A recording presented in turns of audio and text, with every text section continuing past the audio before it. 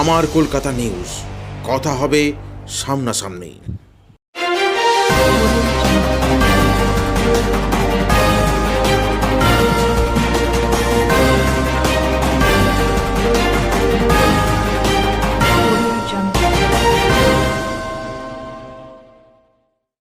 আজ চুঁচুড়া বিধানসভার অন্তর্গত ঘড়ির মোড়ে তৃণমূল প্রার্থী রচনা বন্দ্যোপাধ্যায় সমর্থনে কে নিয়ে এক জনসভার আয়োজিত হয়েছিল।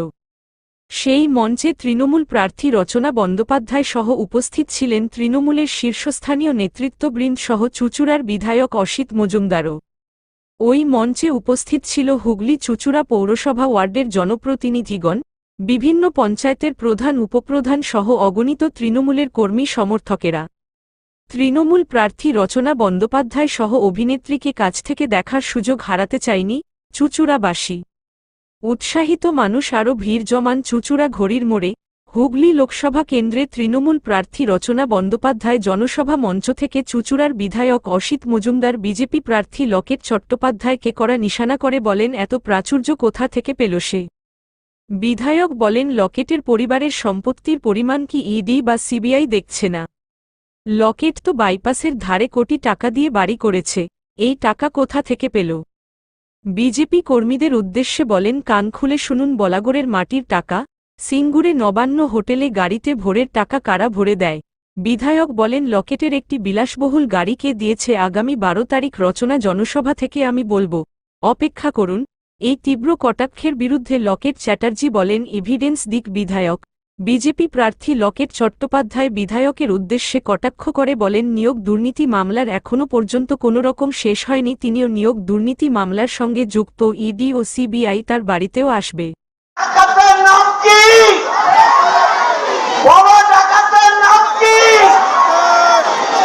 আমি বলি, লকেট চ্যাটার্জির পরিবারের অ্যাকাউন্ট ইডি সিবিআই দেখবে না? লকেট চ্যাটার্জির পরিবারের অ্যাকাউন্ট ইডি সিবিআই দেখবে? দেখবে কিনা করে বলো, দেখবে?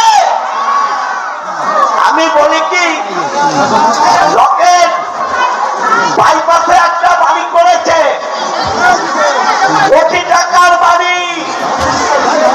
এই টাকা কোথেকে পেল? 1 কোটি টাকা বাড়ি করেছে বাইপাসে। বিজেপির বন্ধুরা কান খুলে শোনো, তারপরেও বলবে তৃণমূল চোর। তৃণমূল চোর হলে তো জেলে যায়। চ্যাটার্জি বাইরে কেন? রকেট চ্যাটার্জি বাইরে কেন? বলাগড়, আমাদের জেলার বলাগড়ের মাটির টাকা আর ইটভাটার টাকা। আপনারা জানেন, সিঙ্গুরে একটা নবান্ন বলে হোটেল আছে, চেনেন? নবান্ন হোটেল চেনেন? টাকা ভরে দেয় কারা? আর একটা শুনুন, এই হালে লকেট চ্যাটার্জি একটা নিউ মডেলের সাদা রঙের ফরচুনা কিনেছে। সাদা রঙের ফরচুনা, আমি নাম বলবো না। লকেট দেবী, আপনি বলুন, এই গাড়ির টাকা আপনাকে কে দিল? ফরচুনা গাড়ির টাকা আপনাকে কে দিল? বলবেন না? ফরচুনা গাড়ির টাকা আমি জানি কে দিল। আমি বলবো না। 12 তারিখে রচনা আসবে, 12 তারিখে বলবো লকেটের ফরচুনার গাড়ি কে দিয়েছে। 12 তারিখ বলবো। 12 বলেছি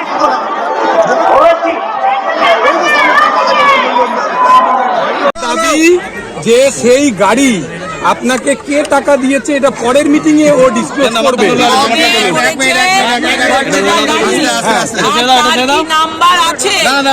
আমাকে আগে জানান আমার কোথায় ফরচুনা গাড়ি আছে, আমাকে আগে জানান কে আমাকে গাড়ি গিফট করেছে।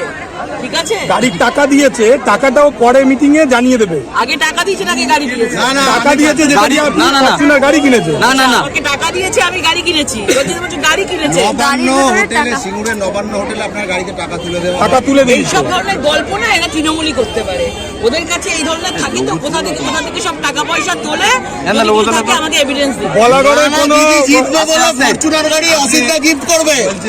দিদি জিতছে বলে অসিতদা গিফট করছে, আমরা বলছি।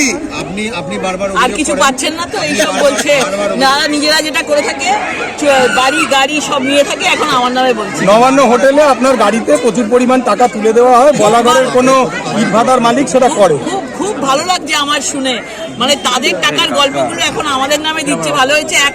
একটা জিনিস আমি বলতে পারি, যে ভারতীয় জনতা পার্টি আর যাই করুক, তৃণমূলের মতন চোর নয়। না, টাকাটা কি বেচাতে দিয়েছে? আপনি বারবার অসিত মজুমদারের বাড়িতে ইডি যাবে, সিবিআই যাবে। ইডি যাবে, সিবিআই যাবে, অসিত মজুমদারের বাড়ি। নিয়োগ দুর্নীতিতে ওনার নাম আছে, সবাই বলছে, ওনার দলের লোকেরাই বলছে টাকা পয়সা নিয়েছে চাকরির জন্য, সেই টাকাগুলো এখনো পর্যন্ত ফেরত দেয়নি। ইডি সিবিআই যাবে ওনার কাছে। নিয়োগ দুর্নীতির তদন্ত এখনো শেষ হয়নি। আপনি নাকি বাইপাসে 1 কোটি টাকার বাড়ি করেছেন। বললাম তো, কি কি আছে না আছে সব এভিডেন্স আমাকে দিই, ছবি দাও। এভিডেন্স আমাকে দিই। চলো আমরা একটু কাজের কথা। আমার কলকাতা নিউজ, কথা হবে সামনাসামনি।